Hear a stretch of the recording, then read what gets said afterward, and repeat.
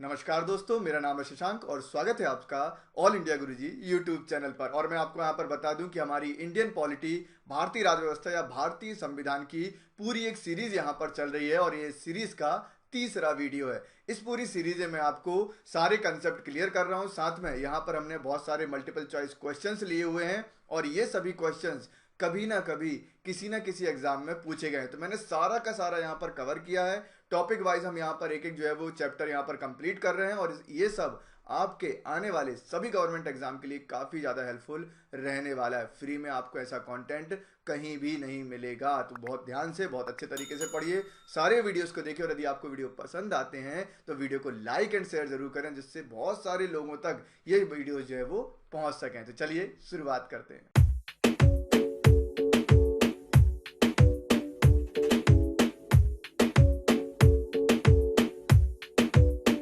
तो यहाँ पर यदि हम बात करते हैं तो ये सीरीज का थर्ड वीडियो है। फर्स्ट वीडियो में हमने यहाँ पर बात की थी history of the Indian constitution, Bharat के संविधान का इतिहास देखा, हमने एक्ट के बारे में पढ़ा। दूसरे वीडियो में हमने संविधान सभा, कॉन्स्टिट्यूंट असेंबली के बारे में जो है वो क्वेश्चन यहाँ पर देखे। अभी हमारा थर्ड वीडियो है और इस सेशन में हम लोग करने वाले हैं nature of the Indian constitution या भारतीय संविधान की प्रकृति। हमारा जो भारतीय संविधान है वो कैसा है, उसकी क्या खासियत है, इससे भी बहुत सारे क्वेश्चन एग्जाम में बनते हैं। वो सारे क्वेश्चन मैं लेकर आया हूं और उसमें मैं आपको थोड़ा थोड़ा डिटेल में भी चीजें बताता रहूंगा। साथ में आपके सामने जो क्वेश्चन आएंगे उसमें मैं आपको 5 सेकंड भी दूंगा, जिससे आपकी प्रैक्टिस होगी। तो आप कमेंट सेक्शन में आंसर भी कर सकते हैं। तो चलिए फर्स्ट क्वेश्चन से शुरुआत करते हैं। तो फर्स्ट क्वेश्चन यहां पर है, द्विसदनीय व्यवस्था निम्न में से किस प्रकार की विशेषता है? संसदीय सरकार की, अध्यक्षीय सरकार की, संघीय सरकार की या फिर एकात्मक सरकार की? फटाफट कमेंट सेक्शन में आंसर करेंगे। 5 सेकंड आपके पास में। चलिए, इसका राइट आंसर क्या होगा? इसका राइट आंसर होगा option C, federal form of government या फिर संघीय सरकार। द्विसदनीय व्यवस्था निम्न में से किस सरकार की व्यवस्था है? तो संघीय सरकार की। तो बात आती है द्विसदनीय का मतलब क्या है? द्विसदन मतलब बाइकैमरल सिस्टम, या फिर हम बोल सकते हैं जहां पर दो सदन हो। दो सदन कैसे? उच्च सदन और निम्न सदन। हमारे संसद में आपको क्या मिलते हैं? उच्च सदन, निम्न सदन। निम्न सदन का मतलब होता है लोकसभा और उच्च सदन का मतलब होता है राज्यसभा। तो आपको पता है हमारे देश में जो है वो निम्न सदन भी है, उच्च सदन भी है, लोअर हाउस भी है और अपर हाउस भी है। तो यहां पर बोला है कि किस प्रकार की सरकार की विशेषता है, तो वो संघीय सरकार की विशेषता है। अच्छा, यदि हम लोकतंत्र की बात करते हैं तो लोकतंत्र को हम कितने भाग में जो है वो विभाजित कर सकते हैं, या लोकतंत्र के कितने प्रकार होते हैं? तो उसको दो प्रकार से विभाजित किया जाता है। एक तो बांटा जाता है शक्ति के आधार पर, है ना, मतलब पावर के अकॉर्डिंग, और दूसरा जो बांटा जाता है वो बांटा जाता है संस्थाओं के आधार पर। ठीक है, जितना समझ में आए समझते जाइएगा। बहुत आसान भाषा में समझा रहा हूँ, ज्यादा लोड लेके मत पढ़ना कि ये क्या पढ़ा रहे हो सर। बहुत आसानी से समझोगे तो आपको सब कुछ समझ में आएगा। यदि हम पावर के अकॉर्डिंग बात करते हैं तो इसको दो भाग में बांटा गया है। एक होता है संघात्मक शासन, ठीक है, और दूसरा होता है एकात्मक शासन। तो हमारा जो क्वेश्चन का आंसर क्या है? वो संघात्मक शासन, मतलब कि फेडरल फॉर्म ऑफ गवर्नमेंट, और एकात्मक शासन को बोला जाता है यूनिटरी फॉर्म ऑफ गवर्नमेंट, जो कि आपका ये वाला ऑप्शन है। ठीक है, यदि हम संघीय सरकार की बात करते हैं, अब देखिए इनमें बेसिक डिफरेंस क्या आता है। यदि हम संघीय सरकार की बात करते हैं तो संघीय सरकार में जो कानून बनाने की शक्ति होती है, जो लॉ मेकिंग पावर होती है, वो केंद्र सरकार के पास में भी होती है और राज्य सरकार के पास में होती है। इसको आप ध्यान रखिएगा। लेकिन एकात्मक या यूनिटरी फॉर्म ऑफ गवर्नमेंट में ऐसा नहीं होता। सारी पावर कानून बनाने की जो है वो केंद्र सरकार के पास में होती है। ठीक है, बेसिक डिफरेंस समझ में आया। दूसरा, एक तो मैंने आपको बता दिया। दूसरा यहां पर आता है कि संघात्मक शासन में जो संविधान होता है वो लिखित होता है, रिटर्न कॉन्स्टिट्यूशन होता है। एकात्मक में रिटर्न नहीं होता, लिखित संविधान नहीं होता है। ठीक, तीसरी यदि हम यहाँ पर बात करते हैं तो आप यहाँ पर ध्यान रखिएगा, संघात्मक शासन में सुप्रीम कोर्ट का प्रावधान है। सुप्रीम कोर्ट होता है, संघीय न्यायालय होता है, लेकिन एकात्मक शासन व्यवस्था में सुप्रीम कोर्ट या संघीय न्यायालय नहीं होता। यदि हम एग्जाम्पल की बात करें तो याद रखिएगा, संघात्मक शासन का एग्जाम्पल रहेगा यूएसए और एकात्मक शासन का जो एग्जाम्पल रहेगा वो रहेगा यूके। ठीक है, ब्रिटेन। क्लियर हो रहा है? बहुत आसान भाषा में आप अपने नोट्स जो है वो बना सकते हैं। तो ये मैंने आपको बता दिया संघात्मक शासन व्यवस्था और एकात्मक शासन व्यवस्था। एक और मेजर डिफरेंस होता है और वो होता है संघात्मक शासन व्यवस्था जो होती है, यहाँ पर दोहरी नागरिकता भी ली जा सकती है। दो नागरिकता मिल सकती है। जैसे हम अमेरिका की बात करते हैं तो अमेरिका में अमेरिका की अपनी नागरिकता तो होती है, साथ में वहाँ के राज्यों की भी आप नागरिकता ले सकते हो, तो दो नागरिकता मिलती है। लेकिन एकात्मक शासन व्यवस्था में आपको केवल और केवल एक देश की नागरिकता मिलती है, बस, और कहीं की नहीं। तो ये मैंने आपको बता दिया संघात्मक शासन व्यवस्था और एकात्मक शासन व्यवस्था। इन दोनों के बारे में भी हम बात करेंगे, लेकिन आगे। चलिए आगे बढ़ते। सेकंड क्वेश्चन आता है, निम्नलिखित में से किस देश का सबसे बड़ा संविधान है? रूस का है, ब्रिटेन का है, अमेरिका का है, या फिर भारत का है? फटाफट कमेंट सेक्शन में आंसर करेंगे कि किस देश का सबसे बड़ा संविधान है। चलिए, राइट आंसर क्या होगा इसका? राइट आंसर होगा भारत का। आपको पता है भैया, भारत का संविधान दुनिया का सबसे बड़ा लिखित संविधान है। क्यों बड़ा बन जाता है? हमारा जो संविधान है, हमने दुनिया भर के संविधानों में जो भी अच्छे अच्छे हमको आर्टिकल्स लगे, अच्छी अच्छी बातें लगी, उसको हमने अपने संविधान में जो है वो लिया, उनसे हम प्रेरित रहे। तो इस तरीके से हमारा संविधान जो है वो बड़ा संविधान बन जाता है, जिसमें 395 से ज्यादा आर्टिकल जो है वो आपको देखने को मिले जाते हैं। अच्छा, संविधान को आप देखोगे तो संविधान निर्माताओं ने, जो हमने पिछली क्लास में पढ़ा था, कितनी खूबसूरती से संविधान को बनाया होगा कि 1949 में बना संविधान आज तक रिलेवेंट है। आज तक हमारा संविधान से जो, उसी संविधान से हमारा देश जो है वो यहाँ पर चल रहा है। अच्छा, उन्होंने सारे क्वेश्चन के आंसर उसी में दे दिए। उनको पता था कि भारतीयों की आदत रहती है, जब हम बोलते हैं ना कि ये चीज इसको ऐसे करो, ये ऐसे करो, तो सामने वाला क्या बोलता है, बताओ कहाँ पे लिखा है? तो आप बता सकते हो कि भैया देखो ये वाले आर्टिकल में लिखा है। तो इस तरीके से हमारा संविधान जो है वो बड़ा हो जाता है। मजाक कर रहा हूँ, लेकिन ऐसा होता भी है। तो ये बातें आपको क्लियर है? चलिए बढ़ते हैं आगे। नेक्स्ट क्वेश्चन आता है, शासन की एकात्मक पद्धति का लाभ क्या है? एकात्मक पद्धति के बारे में मैंने अभी आपको पढ़ाया था।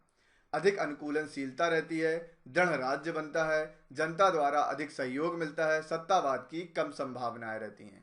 तो इसका राइट आंसर फटाफट कमेंट सेक्शन में बताएंगे। शासन की एकात्मक पद्धति का लाभ क्या होता है? फटाफट आंसर करें, क्या होगा राइट आंसर? चलिए, इसका राइट आंसर क्या होगा? इसका राइट आंसर यहां पर होगा ऑप्शन बी, दृढ़ राज्य या फिर स्ट्रॉन्ग स्टेट बनता है। शासन की एकात्मक पद्धति की बात करें, यूनिटरी फॉर्म ऑफ गवर्नमेंट की बात करें, तो एक मजबूत देश बनता है। यहां पर राज्य का मतलब देश होता है, आपको पता होना चाहिए। पॉलिटी में राज्य को देश से जो है वो बताया जाता है। चलिए, तो मैंने अभी आपको एकात्मक पद्धति, यूनिटरी फॉर्म ऑफ गवर्नमेंट के बारे में कुछ कुछ चीजें बताई थी। यूनिटरी फॉर्म ऑफ गवर्नमेंट में राज्य भी होते हैं ना, स्टेट्स भी होते हैं, वो भी आप ध्यान में रखिएगा। इसके अलावा राज्यों के पास कानून बनाने का जो है वो शक्ति यहाँ पर नहीं होती है यूनिटरी फॉर्म ऑफ गवर्नमेंट में। ठीक है, यहाँ का संविधान अलिखित होता है, अनरिटन होता है, वो भी आप ध्यान रखना। लेकिन ऐसा नहीं है, कहीं कहीं पर लिखित भी रहेगा और वो एकात्मक पद्धति भी कहलाती है, ये भी आप ध्यान में रख सकते हैं। ठीक है, इसमें सारी की सारी पावर किसके पास रहती है? केंद्र सरकार के पास में।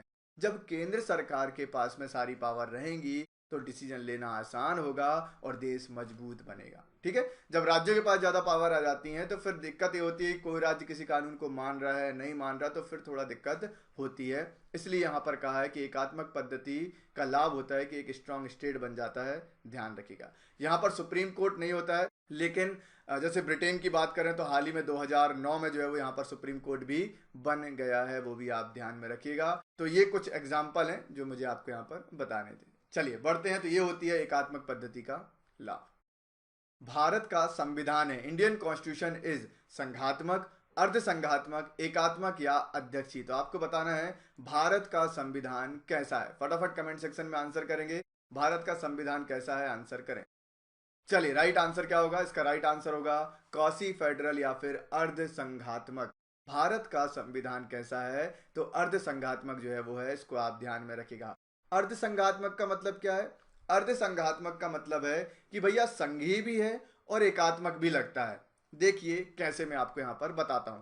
यदि हम यहां पर बात करते हैं भारत का संविधान अर्ध संघात्मक कैसे है, तो यदि हम बात करें, इसमें कुछ गुण मिलते हैं संघात्मक के, जैसे कि हमारे यहां पर केंद्र के पास भी पावर है और राज्य सरकारों के पास भी पावर है। तो भैया संघात्मक में मैंने आपको बताया था, तो संघात्मक लग रहा है, बिल्कुल सही है। लिखित संविधान भी है, बिल्कुल सही है। हमारे यहाँ पर सुप्रीम कोर्ट भी है, बिल्कुल सही है। हमारे यहाँ पर यदि हम बात करते हैं, दो सदन भी हैं, है ना, lower house, upper house, Lok Sabha, Rajya Sabha, दोनों यहाँ पर हैं, वो भी आप यहाँ पर ध्यान में रखिएगा। ठीक, अब ये तो समझ में आ गया कि हाँ यार संघात्मक तो है, तो फिर सर एकात्मक कैसे बोल रहे हो? तो एकात्मक भी दिखता है। कैसे दिखता है? वो दिखता है भैया एकात्मक पद्धति कि यहाँ पर जो नागरिकता है वो नागरिकता हमको एकल नागरिकता मिलती, मतलब यदि आप भारत के नागरिक हो तो आप कहीं और के नागरिक नहीं हो सकते, और यदि आप कहीं और के नागरिक हो तो आप भारत के नागरिक नहीं हो सकते। एक समय में एक ही जगह के नागरिक रह सकते हैं। इससे समझ में आता है कि हमारे यहाँ पर यूनिटरी फॉर्म ऑफ गवर्नमेंट भी है। साथ में राज्यों में राज्यपाल का पद भी है, ठीक है, राज्यपाल का पद हमको राज्यों में दिखाई देता है।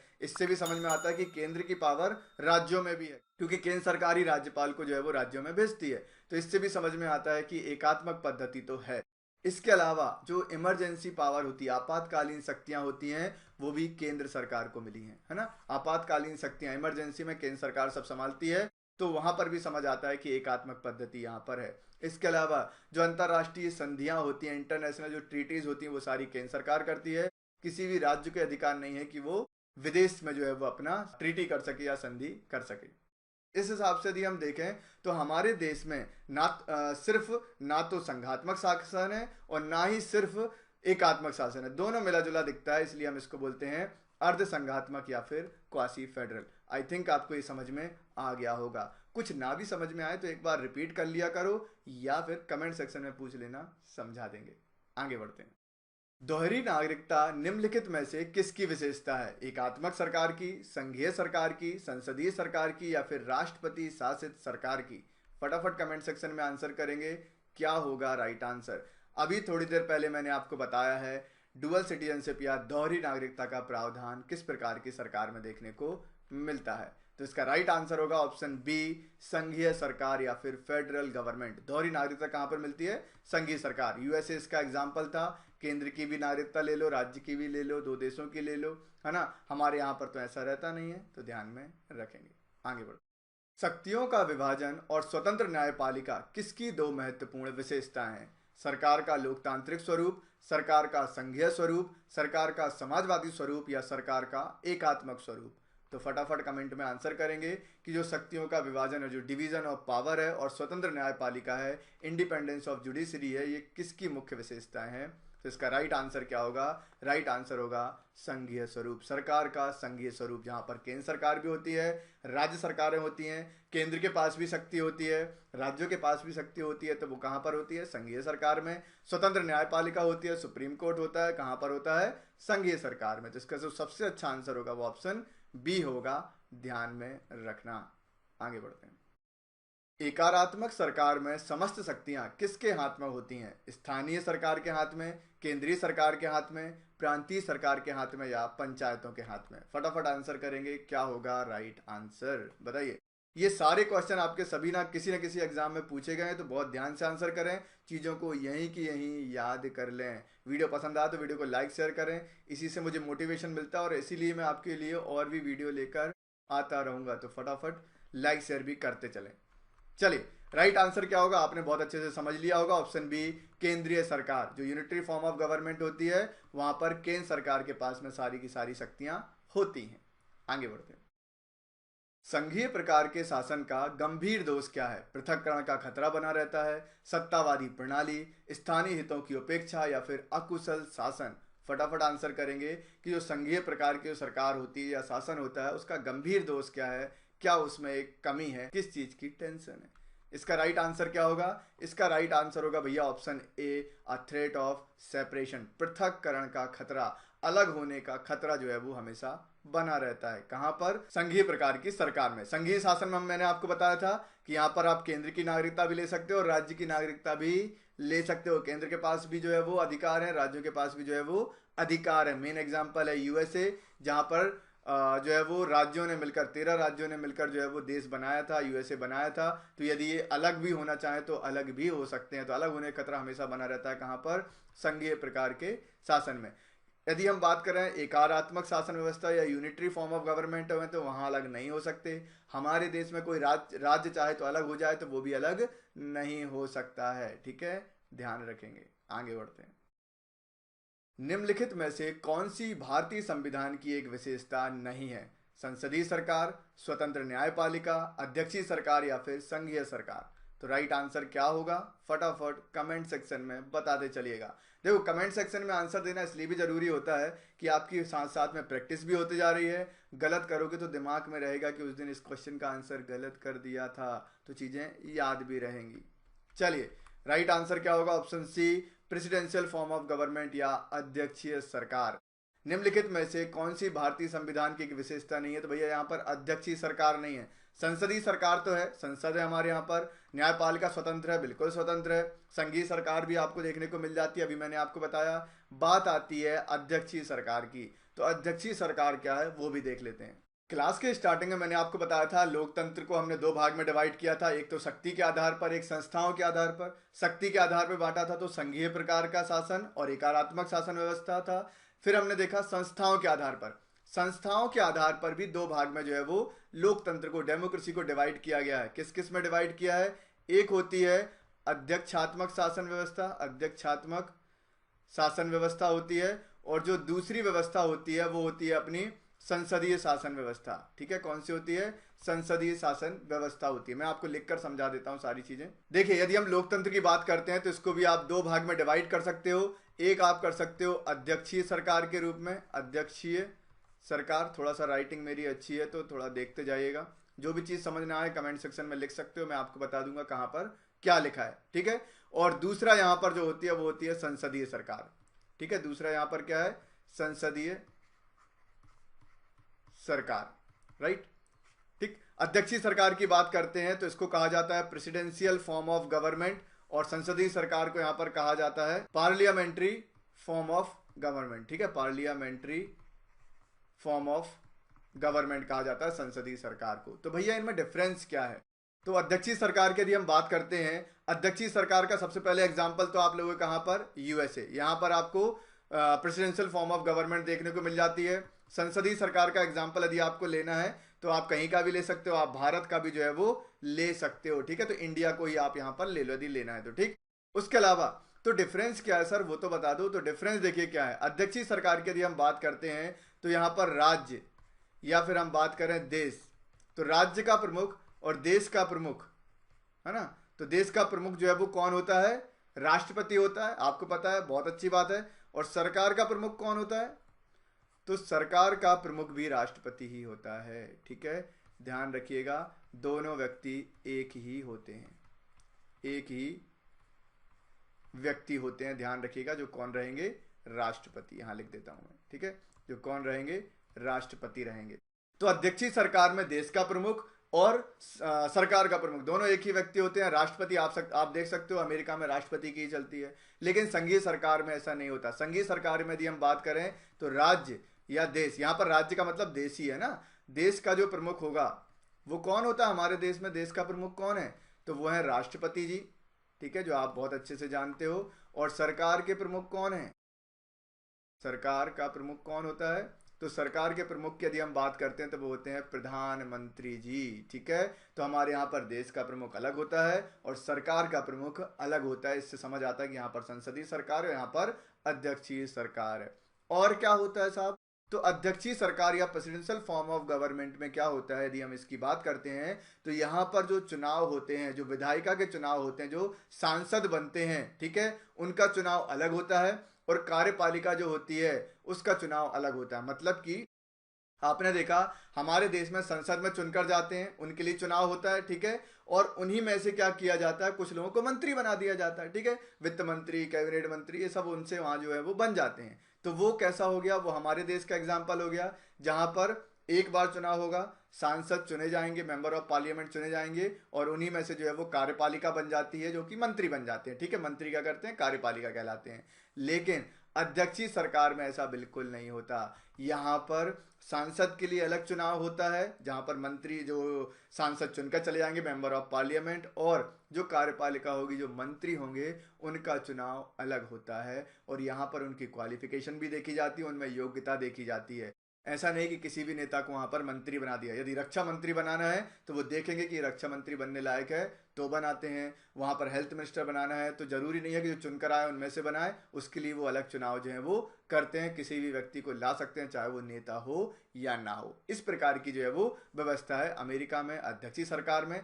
हमारे यहाँ पर जो नेता चुनकर जाते हैं उन्हीं में से मंत्री बना दिया जाता है। समझ में आ गया। साथ में यहाँ पर एक और डिफरेंस समझ सकते हो। यहाँ पर जो कार्यपालिका है, कहाँ पर, अध्यक्षीय सरकार में जो कार्यपालिका होती है वहां पर जो मंत्री बनते हैं उनके पास वीटो पावर होती है। मतलब संसद में मान लीजिए कोई बिल पारित हो गया कि देश में ये वाला कानून लागू करना है, लेकिन यदि वो मंत्री चाहता है कि नहीं होगा तो फिर नहीं होगा। ये सिस्टम यहाँ पर जो है वो बनाया गया है। कहाँ पर, अध्यक्षीय सरकार में।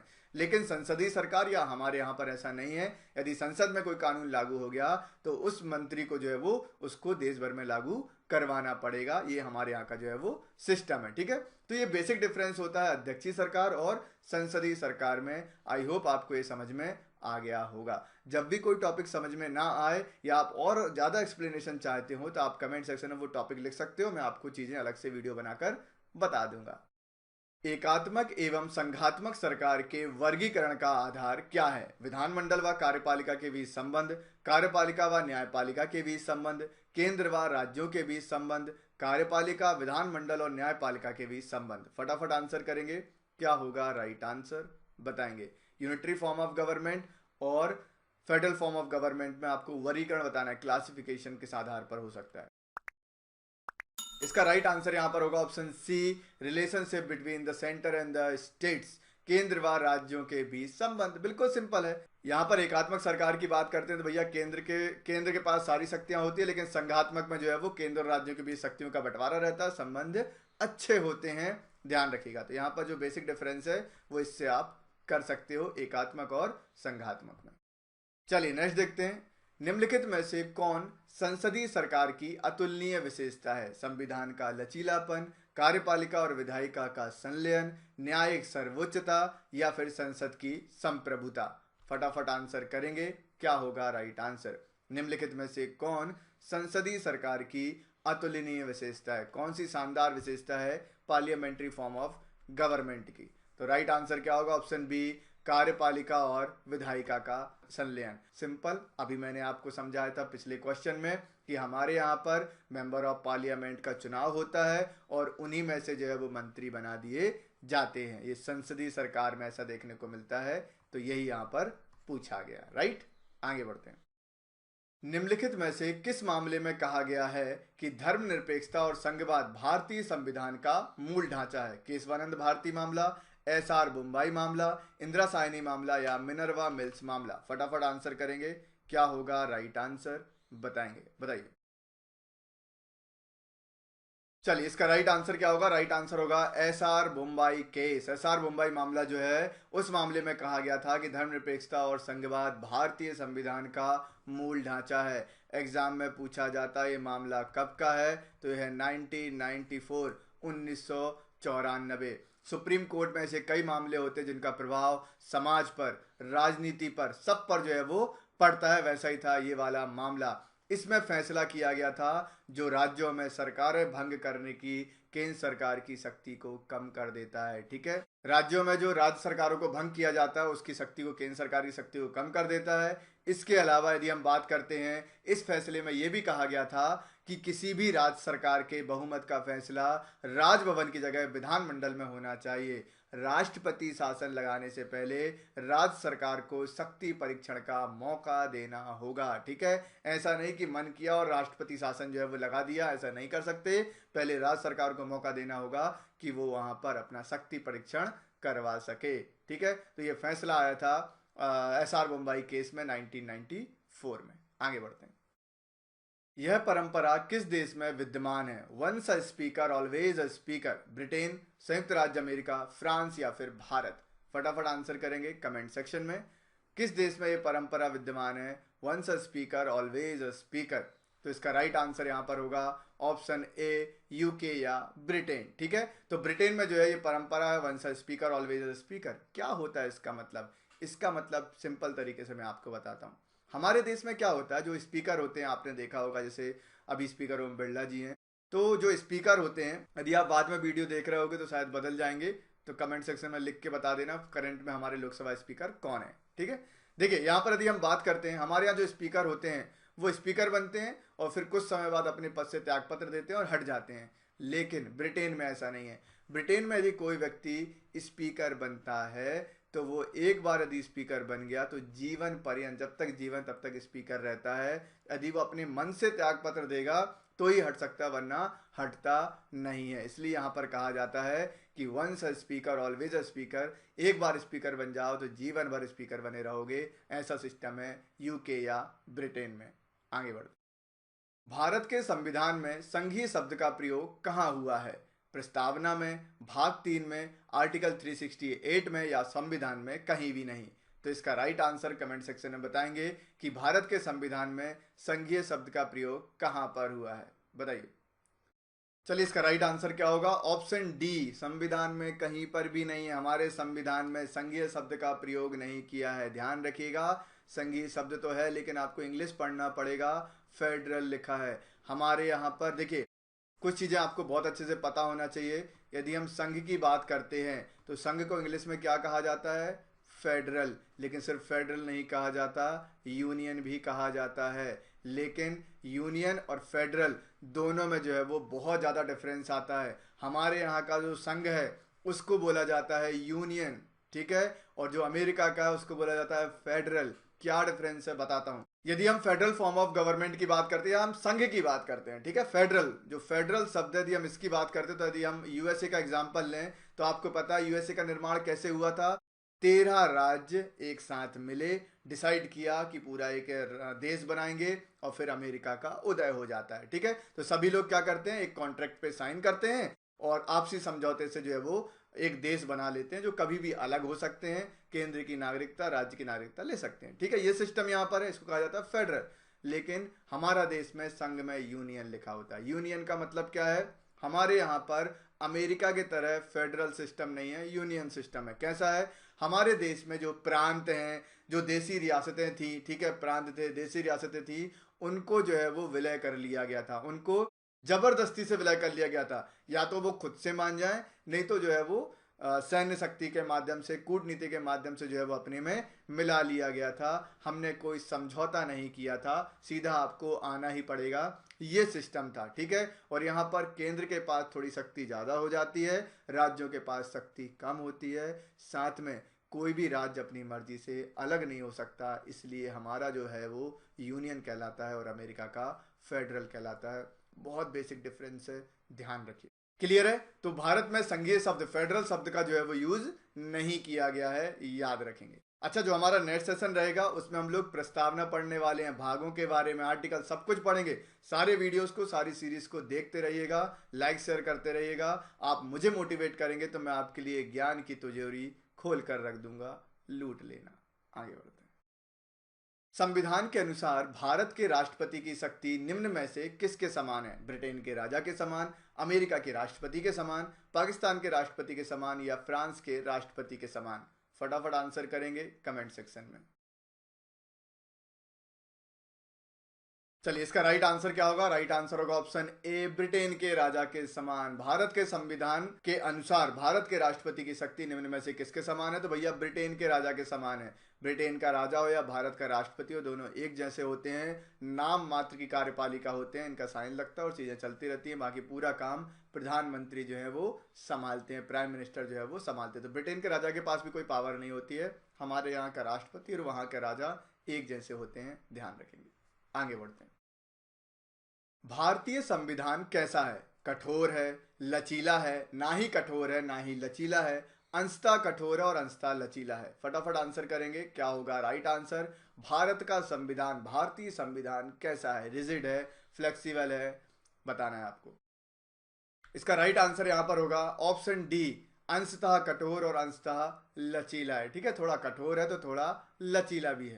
चलिए इसके बारे में कुछ चीजें हम लोग डिस्कस कर लेते हैं। संविधान किस किस प्रकार के होते हैं एक बार और मैं आपको बता देता हूं। वो तो जो मैंने पढ़ाया था, एकात्मक, संघात्मक, अध्यक्षीय, संसदीय, वो आप याद कर लेना, एग्जाम में क्वेश्चन बनते हैं। इसके अलावा उसकी प्रकृति के बारे में, नेचर के बारे में और पूछा जाता है। जैसे एक प्रकार का और संविधान यहाँ पर होता है, तो किस प्रकार का होता है? सबसे पहले हमने बात की लिखित, है ना। तो आप लिखित और अलिखित दो में डिवाइड कर सकते हो, ये आपको बहुत अच्छे से पता है। एक तो होगा लिखित और दूसरा होगा अलिखित। लिखित संविधान होता है और अलिखित संविधान होता है, ध्यान में रखेंगे। इसके बाद यदि हम यहाँ पर बात करते हैं, दूसरा प्रकार होता है कठोर और लचीला। ठीक है, कठोर और लचीला, जो हमारे ऑप्शन में है रिजिड और फ्लेक्सिबल। कठोर संविधान क्या होता है? यदि हम रिजिड कॉन्स्टिट्यूशन की बात करते हैं, कठोर संविधान की बात करते हैं, तो कठोर संविधान में जो संशोधन होता है, जो अमेंडमेंट होता है, वो करना कठिन होता है। ठीक है, कठिन होता है, कठोर होता है। लेकिन यदि हम लचीला बात करें, फ्लेक्सिबल कॉन्स्टिट्यूशन की बात करते हैं, तो इसमें जो संशोधन करना होता है वो आसान होता है। कैसा होता है? आसान होता है हमारे फ्लेक्सिबल कॉन्स्टिट्यूशन में, ध्यान में रखिएगा। ठीक है, ऐसा देखा जाता है कि जो रिजिड कॉन्स्टिट्यूशन, जो कठोर संविधान होते हैं, वो बेसिकली लिखित होते हैं। ठीक है, क्योंकि जो लिख दिया उसको आपको बदलना थोड़ा मुश्किल होता है। और जो लचीला या फ्लेक्सिबल कॉन्स्टिट्यूशन होते हैं वो अलिखित होते हैं। जैसे यूके का आप कभी भी एक अध्यादेश लाओ और जो है वो कानून बना दो। और आपको तो हमारे यहाँ पर पता है, यदि हम अपने देश भारत की बात करते हैं तो आपको पता है कि हमारे देश में कुछ आर्टिकल ऐसे हैं जिनको आप बदल नहीं सकते। ठीक है, जो जैसे हैं वैसे ही जो है वो संविधान में हैं और वैसे ही यहाँ पर रहेंगे। और उनकी प्रकृति को तो आप वैसे भी नहीं बदल सकते, उनका जैसा नेचर है। लेकिन कुछ को हम बदल सकते हैं, उसमें हम संशोधन कर सकते हैं। ठीक है, तो इस प्रकार से यदि हम देखें तो हमारा संविधान जो है वो रिजिड भी है और फ्लेक्सिबल भी है। ठीक है, तो अंशतः कठोर और अंशतः लचीला, ये हमारा राइट आंसर होगा। क्योंकि कुछ आर्टिकल तो हम नहीं बदल सकते, लेकिन बहुत सारे आर्टिकल में कुछ कुछ चेंजेस कर सकते हैं। तो रिजिड भी है, फ्लेक्सिबल भी हमारा संविधान। आगे बढ़ो। निम्नलिखित कथनों में कौन सही है? भारतीय संविधान अध्यक्षात्मक है, भारत एक नाम मात्र का राजतंत्र है, भारत एक कुलीन तंत्र है, भारत एक संसदात्मक प्रजातंत्र है। फटाफट कमेंट सेक्शन में आंसर करेंगे कि इन चार ऑप्शन में से कौन सा सही है। भारत जो है वो कैसा सिस्टम है भारत में?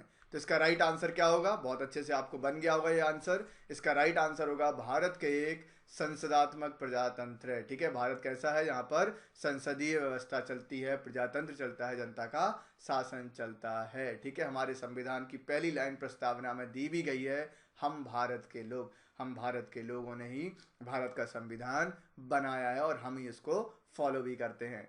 तो इस प्रकार के क्वेश्चन आपके एग्जाम में पूछे जाते हैं। सारी टर्म मैंने आपको बहुत अच्छे से यहाँ पर बताई। हमने लोकतंत्र के बारे में पढ़ा, हमने संसदात्मक शासन व्यवस्था देखी, हमने अध्यक्षीय सरकार देखी, हमने एकात्मक सरकार देखी, हमने यदि हम बात करते हैं यहाँ पर संघीय सरकार के बारे में पढ़ा। इसके अलावा यदि हम यहाँ पर बात करते हैं, हमने संविधान को लिखित संविधान भी देखा, अलिखित संविधान देखा, रिजिड, फ्लेक्सिबल, कठोर और लचीला संविधान भी यहाँ पर देखा। बहुत सारी चीजें देखी। ये टर्म बहुत इंपॉर्टेंट है।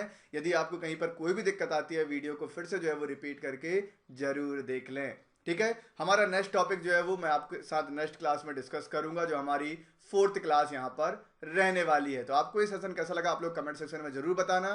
कौन सा टॉपिक आप आगे पढ़ना चाहते हो वो भी आप कमेंट सेक्शन में बता सकते हैं। साथ में वीडियो को लाइक एंड शेयर करें, जिससे मुझे मोटिवेशन मिले और मैं आपके लिए और भी अच्छे अच्छे वीडियोज जो है वो लेकर आता रहा हूं। तो मिलते हैं नेक्स्ट सेशन में।